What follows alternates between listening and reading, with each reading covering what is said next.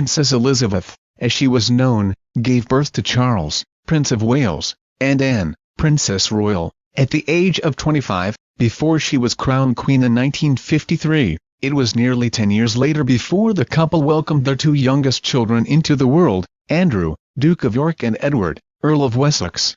And this is when the couple really came into their own and began to enjoy parenthood away from the spotlight of the world and its critics, according to the book My Husband and I, The Inside Story of 70 Years of Royal Marriage, by Ingrid Seward. So much so, the Queen dubbed Andrew and Edward her second family because they arrived so long after the birth of her firstborns, Charles and Anne. The monarch also decided to break from royal tradition and refused to show off baby Andrew to the world straight after he was born, but gossip over whether Andrew was deformed began to swirl, and a reluctant but furious queen decided to show her 16-month-old bundle of joy to royal fans on the balcony of Buckingham Palace for the Queen's birthday parade. And keen to break tradition once again, when the couple's fourth and final child, Edward, arrived, a 37-year-old queen decided she wanted her husband by her side. Ms. Seward said, the Duke of Edinburgh was actually holding his wife's hand as their youngest was born on March 10, 1964. The Queen,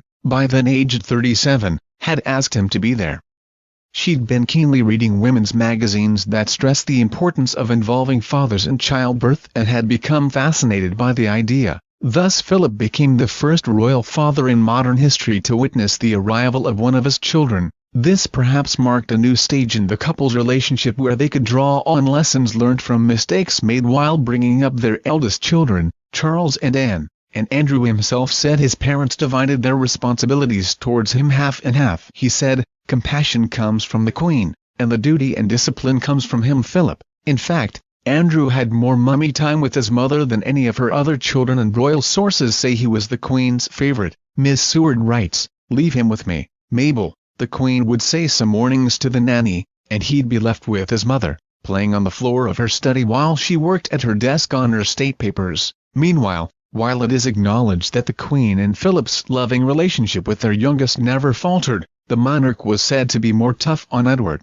When the Earl of Wessex left the Royal Marines in 1987 after just 4 months, the monarch is said to have been livid over his reluctance to carry out family duties and keep up royal reputation, but it was in fact the Duke who took a more rational approach. Ms. Seward wrote, Philip was in fact the most sympathetic. He understood his son's decision, which he considered a brave one, and supported him fully. Edward had explained to him that he felt he was never going to be able to fit in as well as he'd hoped. I was always going to have a policeman there, he said. I could never go out with the rest of the lads into the town, as everyone knew who I was. I didn't see the way, really, it was going to work. Ms. Seward added, many in their circle know that each has a personal preference for one son over the others. For the Queen, Andrew will always be her favorite, while for the Duke it is Edward. The Queen and Prince Philip will celebrate their platinum wedding anniversary on November 20th. Making them the longest married couple in British royal history.